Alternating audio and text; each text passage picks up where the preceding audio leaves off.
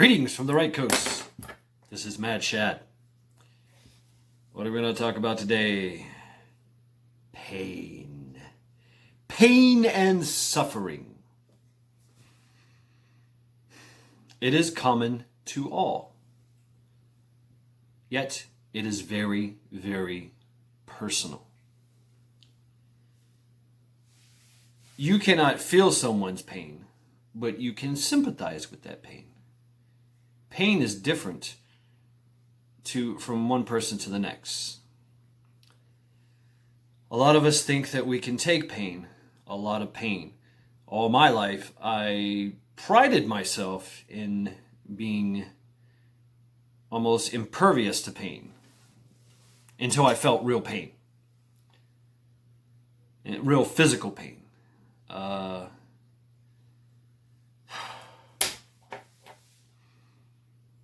Physical pain can be dealt with, can be circumvented.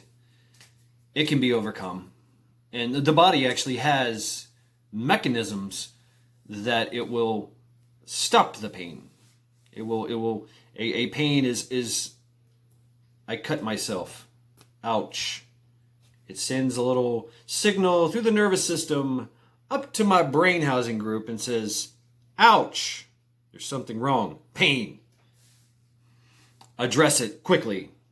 Oh shit, I've cut myself.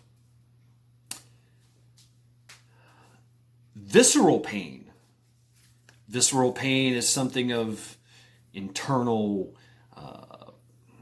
massive injury, and that's a different kind of pain. It's if anybody's ever had surgeries or some kind of internal medical condition, they know what visceral pain is. Visceral pain is probably the worst kind of pain, physical pain that you can feel. Never had a baby. Don't think I ever will. So I can only imagine what that type of pain of having of childbirth is. Pain can also be ecstatic, and it's very close to orgasmic. I know, it's strange, but a lot of people are addicted to certain kinds of pain. Tattoos, cutting scarification. I got addicted to body conditioning. Kicking trees and beating myself with sticks and things like that. But that wasn't real pain. When I first felt pain, I've broken bones. I've broken everything. Superficial things. I've broken all my fingers and toes. I've broken my nose several times. I've almost broken my noggin a few times. It's some cracks here and there, but never really actually broke it. When I broke my ankle, that was pain. I broke my ankle in the worst possible way you could. It literally dislocated my whole ankle, my foot from my leg.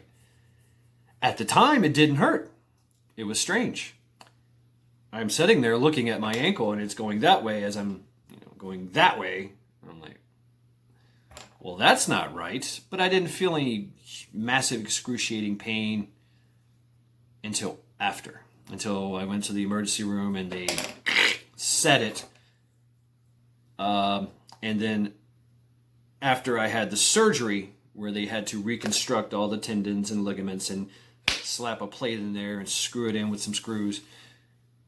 And after surgery, they release you. You come off the cat's breaking into a cabinet. Hey, what are you doing? Get out of there. There's nothing in there. Unless you're going to clean something. Okay? Thank you. Knock it off. No. Excuse me. Hey. Get out of there. No. No. Relax.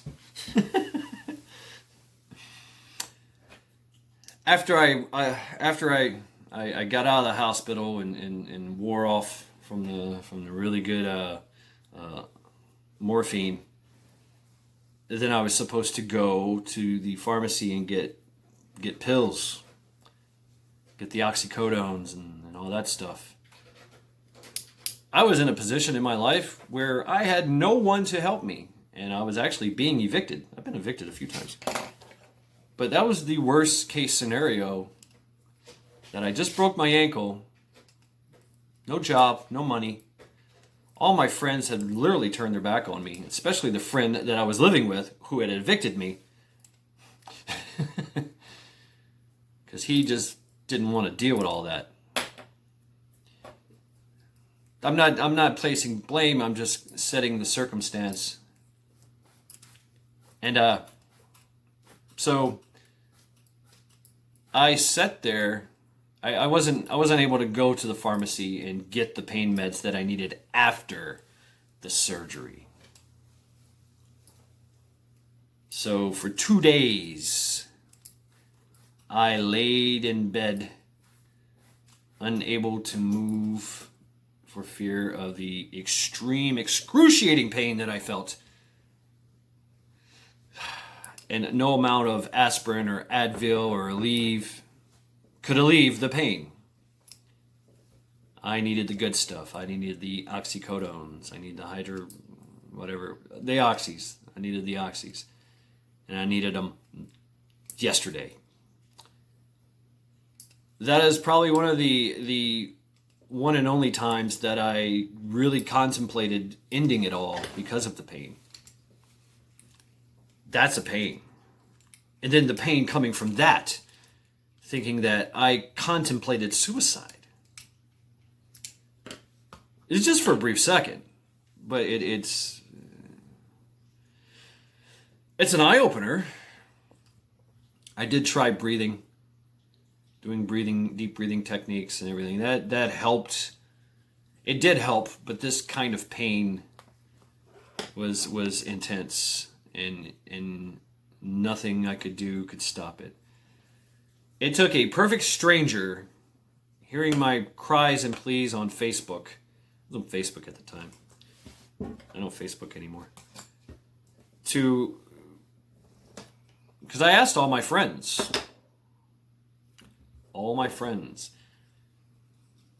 Not even responses.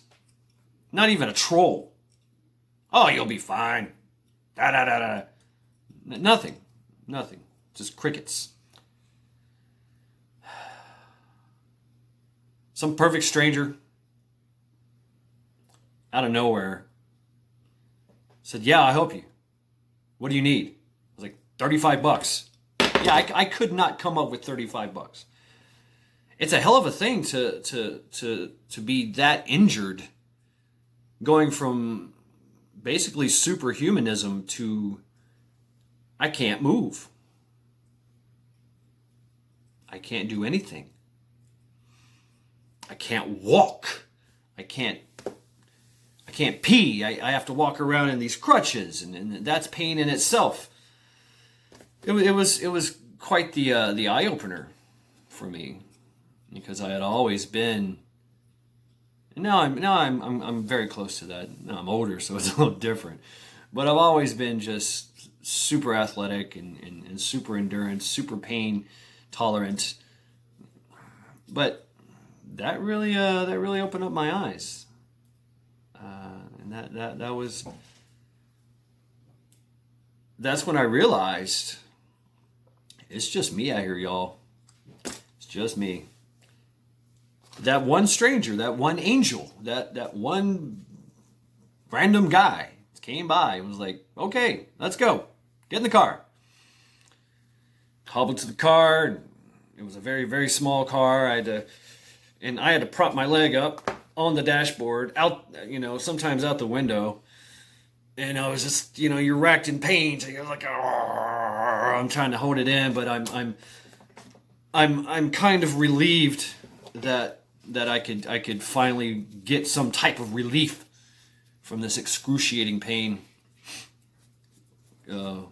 chronic and acute. And finally, when I got the pain pills and got through all that process, got them in me, and I was just like, oh, ah, wow. Definitely a game changer. And it definitely changed. And then he took me out to Sonic, and because I didn't have money for food either. Even though I was in a house, I couldn't eat the food. It was a lot of restrictions on where I lived in this house. So, oof. Relax. Stand down. Okay, stand down. I'm gonna get my shield. Put my helmet on. This cat's about to go crazy. He's got panther claws. He ran over me one time, over my lap. They like to do that from time to time. I can't see underneath this table. I'm on a stool, on a bar. My feet are on a bar, so they'll just run across my lap, and this thing was just digging. That's pain too. That's an infuriating pain. That's where I get it. I get that. That's how I deal with the pain, is I get mad. And that it helps me to overcome that pain. Also helps me to react when somebody, or something happens. I can get mad, and I have that will to fight, will to survive kind of trigger. And also the will to fight, which I don't know. That should be another video in all its entirety. What we're talking about here is pain, and my little situation here, and pain, that kind of pain, and the relief it came from that. And this perfect stranger, I don't even know his name. I mean, I was just so out of it. I was delirious with pain, and then I became delirious from pain medication, which was nice. Then, of course, I had to get off that. As I was doing the pain medication, I then can go to work. I was still working. I was driving. I was freaking oxycodone out of my head. But the pain tolerance ratio leveled out, and you could figure out what the doses that you could take, and you can just literally just operate at a cohesive, at a good level where you're not all,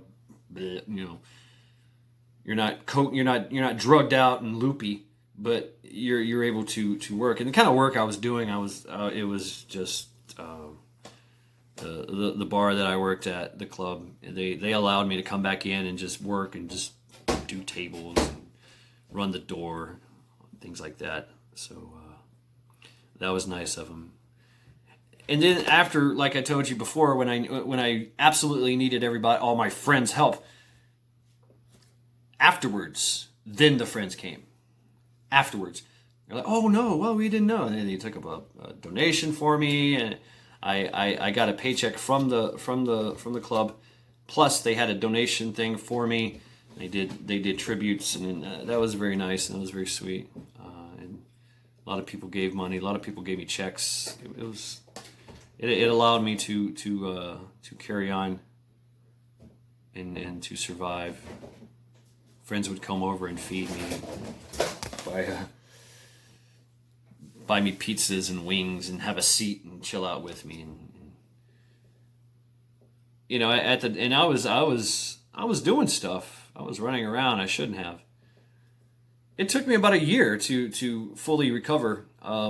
My aunt took me in and convalesced me against her will. She did. She let me in, but she was very reluctant about it. She's like, "Well, I guess I gotta save you." And I used, usually it takes about 6 months to a year. It took me about a year to walk again. And I did that by slowly but surely going out and doing yard work. Just simple yard work. Hobbling around on my boot, my inflatable boot. And I was slowly weaning myself off the oxys. That was a trip too. being addicted and feeling that addiction and that depression and the withdrawals, and so that slowly weaning off and rebuilding. It's still not 100%, but it's better than most people's 100%. So I'm pleased with that. So I can still run. I've started taking up, bugging out with bags, doing humps. We call them humps, marches, forced marches. My friend calls it. So yeah, it's been a long road for me to come back from that. But I remember the pain coming from that, and that was a mixture. Most of it was physical pain and visceral pain, and there was a bit of depression pain. There was some internal pain. Why did all my friends that I thought I had, I thought I was so popular, everybody had my back, dropped me. It just walked away, turned their backs on me. For me, it was, you get that rush of emotions, infuriation, anger, resentment, even revenge, and then the despair, and oh man, I mean the despair that I felt was absolute. And it's true, when you stare into the abyss stares back. That was very eye-opening, very mind-opening. It was more mind-opening than doing LSD, which was pretty damn close. That's another story. But yeah, pain. And that in turn brought out a lot of issues throughout my life. PTSDs and TBIs and all kinds of certain things that are done to me, things I've allowed to happen to myself, and the blame and the resentment, the guilt, there's a lot of guilt. There's a lot of survivor's guilt. That's actually a thing. Why didn't I die and not them? Why wasn't I? What could I have done? I could have done more. I could have, shoulda, woulda, could have. So a lot of that pain and a lot of that came out, and I was an emotional wreck. And so how I dealt with it throughout my life was to just be freaking active. Always doing something, keep your mind off of it, carry on. And anytime it seemed like there was some kind of subconscious thing that if I was ever to just go there, and there's been therapy sessions and things, and my mind would just go, ha! And I would be on a wild tangent and go on something else. I worked out constantly. I did walks. I did runs. I did hours upon hours of in the gym, working out, punching bag, kung fu for hours. And well, I will say that the kung fu, the Tai Chi and Qigong really helped out. It helped me to be able to be able to see it and to deal with it and kind of manipulate it a little bit without it. Because it's like a demon that we keep caged up behind us in our mind. And letting that beast out has consequences. A lot of fear, a lot of anxiety, a lot of stress. And a lot of stress brings that on. I'm feeling that today. Today is the day I'm supposed to be out of my apartment. But I've prepped myself with knowledge, and I know that they're going to come. If they come, they're just going to talk to me and ask me questions. Why are you out? Why are you not out here? Yada yada yada. And sooner or later, I'm going to get the sheriff's department to give me that paper, that official paper. That means I got to get out of here, and then that's when our process begins. But I feel the anticipation and the anxiety of that. It's not really a conflict, but it's It is. It is. It is the fear of conflict, and we all have that. That kind of, oh shit, here we go, and it never really goes away. Great thing about having a TBI is that you kind of yeah, whatever, whatever, come with me. But sometimes your humanity and your mental processes pop up and they go, oh wait, you know what? This is very fucking serious. You need to take this seriously, and you need to feel a certain way. Yada yada yada. I'm working through that, but having to, and there's been a lot of things that have helped me to deal with anxiety, fear, and stress, and things of the past that happened that make those scars. There was one that helped me and can help others as well, and it deals with past trauma, childhood trauma, or whatever trauma that once that trauma happens, a beating, a rape, anything, war, things like that, any kind of traumatic event.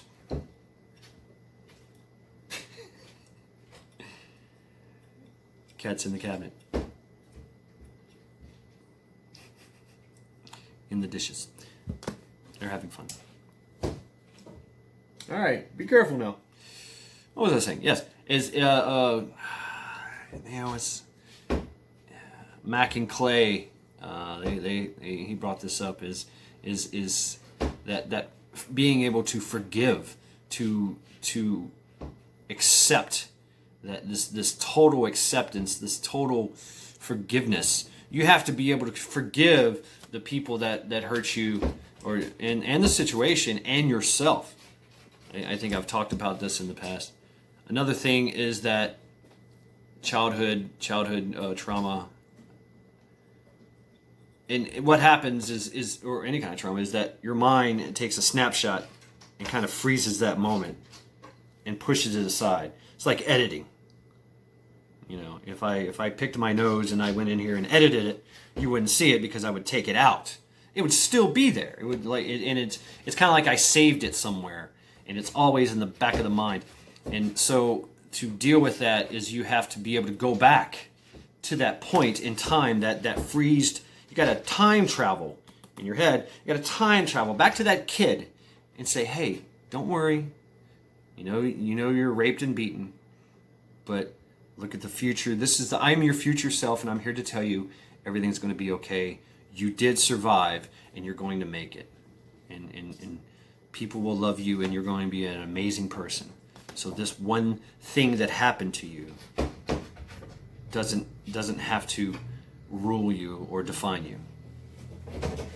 And so, you having fun there? And you can there's some other things like you closing your eyes and telling yourself and visualizing that and pointing to the pain, and that's another one too, because we're visual creatures and we like to use visual aids.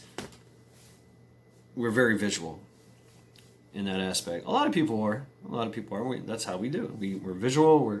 We use our senses to perceive the world, and that affects us. Light a scented candle, you'll feel a lot better, right? Yeah.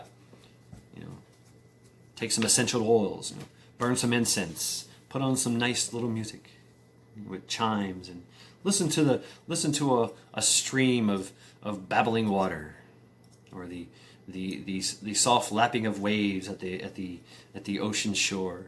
It puts you into a nice mood, and we can do that. But you have to be able to go to that situation and look at it and say, and you have to go back to the future. Hey, I'm from the future. I am you.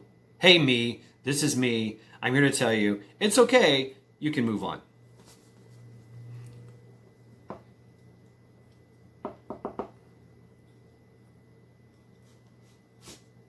But it doesn't always work. It doesn't always work.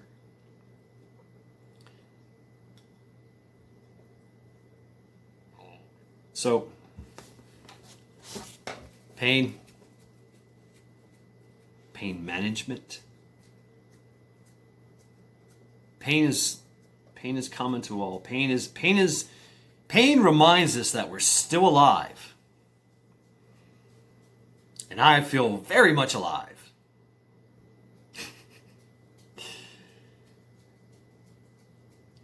They used to have the saying in the Marine Corps, pain is just hurt leaving the body. Okay, well, that's the body. And pain, if you think about it, pain is a construct of life, our human condition in this world. And that goes for the physical and the mental and the spiritual. The heart has a lot to do with it. It is an actual feeling organ. It doesn't just pump blood. And I've studied the whole. I'm very. My esoterical studies took me down that rabbit hole, and I looked into the whole, the chakras and all that. And there is some type of truth to that. The triple burners and all that stuff. And it's not really a religion. It's more of a way of how how somebody looked into it and throughout thousands of years and came up with this theory and then system, and then build it upon that energy and all that intention. That's all true. The power of prayer is true, regardless of what religion you're in. And I grew up religious, Christian religious, but I wanted to know more. So I and my thirst for knowledge has always been unquenchable. So I always delve into that, and I always ask questions, and even I did in the Christianity portion, and that pisses people off. And that led me to other cultures and religions, and once you do that, it started to give me a bigger, broader picture. Even science, I don't agree with a lot of religions because a lot of them just kind of seem really far-fetched and out there, but there is a lot of wisdom in them. And I think this came up because I was watching a lot of things from other channels that were touching on religion. But it's theology of religion in all religions. I used to sit around and philosophy, have these philosophy discussions with these smart folks, and I'm an idiot. I'm not well versed in all the great minds, and some of them I am, and some of them I know. I've done some reading, Voltaire and all of that. But when everybody's like theology, what? Like I seen this thing on the billboard. It said philosophical discussion on theology. I was like, the theory of theory. Okay, I'll go to this. And so everybody greets them. They make a greeting. Everybody greets themselves, and it's a small group, relatively small group. Round table, round circle, coffee and water, some donuts. And it's a nice place, and you've got all kinds of people there. You've got mostly college people, college professors or teachers, and then you've got some other colorful folks. I was the colorful one. I had the goatee down here and long hair, and very just big and creepy looking. But there was other people there that had tattoos on their face and piercings. They followed some kind of weird culture, but they were. I didn't know it, but this theology was about born again Christians. They didn't tell me that. They just said theology. Like, okay, let's talk about theology. Broad spectrum. So they're talking about things I didn't really know about, and so it got me to thinking. Okay, all right. And I did look into a lot of, I didn't know it was called theology at the time, but it's basically how to describe what the will of God is, and what the role of man in all of this is. And different theologists from Judeo-Christians to Orthodox Jews to Hasidic. I mean, there's so many splinters in this whole in this whole Christian world. There was a lot of arguments, a lot of name calling, a lot of insulting. It's like, I thought this was, I got called names, and I didn't call anybody names. I didn't come here to fight. I come here to talk about theology and theory, and I presented religion as a theory. Oh, that didn't go over well. And so, yeah, so I got attacked. Everybody attacked me. They laid it on. It created a lot of pain. And I think it's because truth can be pain. And not so much that I'm saying that what I'm saying is true, but it's like saying that my truth or your truth might not be the truth. And so it makes you and forces you to look outside of this world that you've built inside your head, your perception of the world and the universe around us, and makes us look internally and look at the world with new eyes. Looking at the world through a new set of eyeballs. So I find that very interesting. I do. I really, really do. And I like seeing that process, that internal calculation of what is real and what is not, what we have deemed real for ourselves. And there's a lot of other things too that we ourselves try to present to the world of what and who we are to the rest of the world. We all do it. I'm doing it right now. But it's who we are truly inside our minds and our heads and our hearts and souls.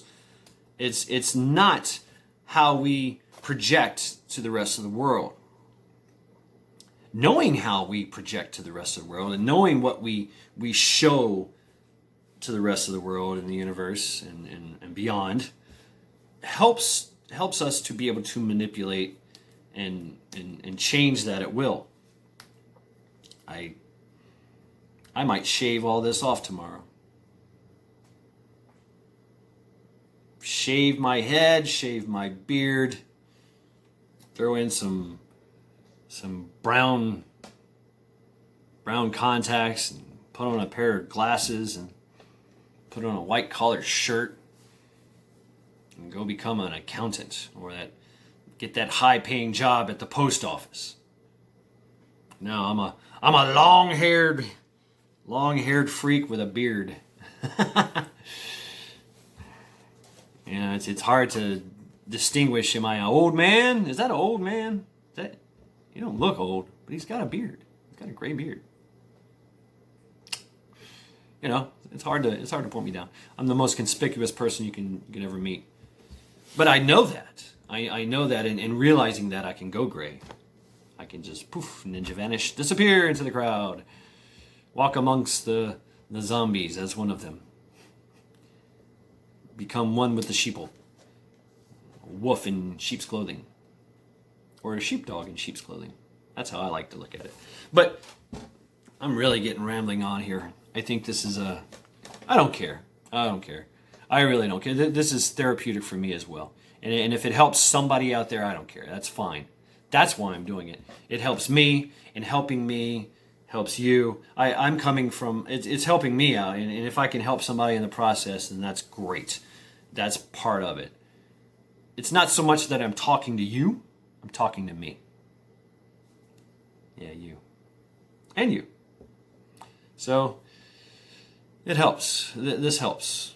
And that's what I realized doing this YouTube channel. And if I get censored, whatever, and so what if this thing takes like 5 days to load? This is a good time I'm having. This is good and therapeutic. And I'm really speaking from the heart and from the mind. So pain teaches us a lot of things. It does. It teaches us well, even in self-defense, there's something that we learn called pain compliance. That's applying pressure to certain parts of the body, pressure point control techniques, or just straight up just creating pain somewhere, creating pressure and pain to either submit or to make them do what you want. I want you to go come along. I'm going to get you in a chicken wing, and get you on your tiptoes and carry you out the door. That was one of my favorite ones, or the rack. Or we've all had this done to us before as a kid. Come here, you little whippersnapper. I'm taking you to your mommy and daddy. No. So pain compliance is something that we know. Everybody knows. You get punishments. You get. Oh, you're not going to do that? Well, I'm going to grab you and smack you and make you do what I want. That's just that's pain compliance. There is a point, which we've learned in combatives and self-defense and things of that nature, is that there is a point where pain compliance turns on you. And that is amazing to see. You think all these techniques work. I'm going to take your fingers and pull them back behind you. I'm going to bend your wrist in a certain way, and it's going to make you comply. There's a point where the pain becomes so great that compliance is no longer an issue. Now they have an adrenal dump.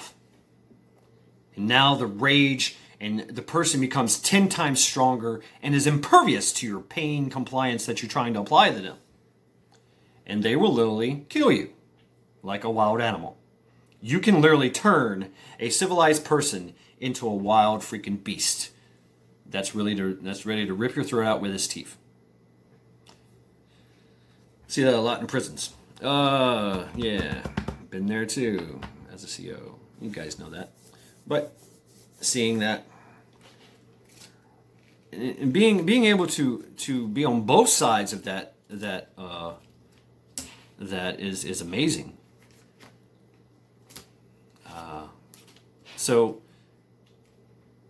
pain is an amazing thing. Pain is truly an amazing thing. It can teach us. It's a great teacher. It is. It really is. But don't let it rule your life. Don't let it. And this is what's happening now. Even the pain, the anxiety, and a lot of people feel that anxiety and that anticipation, like the anticipation of death is worse than death itself. The anticipation of getting hit. I mean, somebody raises their hand at you. Most people they're gonna rinse. If somebody takes a swipe at your finger, you're gonna blink. It's kind of uncontrollable. It is. It's really hard to stop that. Sha! And I put my hand out in front of you. Oh, you're gonna wince or blink, especially if you've been hit before and you felt that pain, because that pain taught you, oh shit, I'm about to get smacked. Oh no. And so oh God, and you close your eyes. And you ever been punched in the nose? Your eyes slam shut and blood comes out of it, and it's not a good thing. But if you can fight that urge to keep your eyes open, it's hard. It is. It's hard to be able to get away from that, and that's how you kind of have to train yourself. There are techniques out there that can allow you to overcome things, and we hear about it all the time. People doing surgeries without anesthetic, deep surgeries without anesthetic, and all they do is they breathe. And what they're doing is they're affecting the vagus nerve. The vagus nerve is the most powerful nerve in your body. It's the one that regulates the unconscious operations of your body, like breathing and circulation and heart pumping. And there's people out there that can stop their heart. Boom. There's people out there that don't have to breathe. There's ways and means to do that. Now, yeah, they are exceptions to the rule, but it is possible. It really is.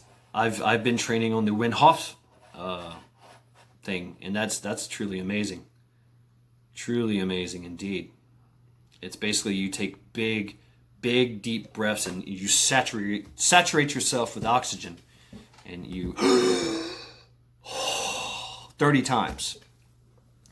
And on the 30th breath, after you've gone through you get dizzy headed and wobbly, and you got this freaking body buzz, and your body is super saturated with air, with oxygen. Then you sit there and don't breathe for 3 minutes. That's the key. I've made it up to 30 seconds. That's overcoming that vagus nerve, that urge to breathe. And that's also the breath. That's also the reason why people drown when they go underwater, is they take that breath underwater.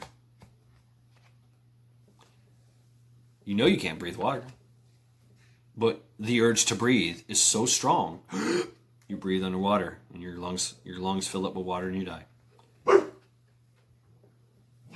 FedEx man is here delivering packages, and all the dogs are going nuts. Wow, this thing is really getting down there. 41 minutes.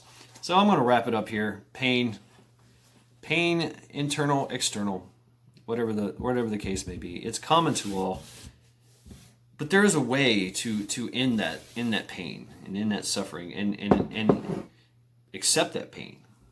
And it actually teaches us. It will actually teach us pain. The pain will teach us. It really will. So that's my video. Pain. Wait, what did Pinhead? Yeah, from Hellraiser. Time for pain. I used to love that. There's somebody else, WWE guy. Here comes the pain. Bring the pain. Anyway, let's stop it right here before it gets like an hour long. I think I've run out of things to say. My mind's getting tired. Anyway, this is Mad Shad signing off. I hope this helps. It's helped me. Thank you.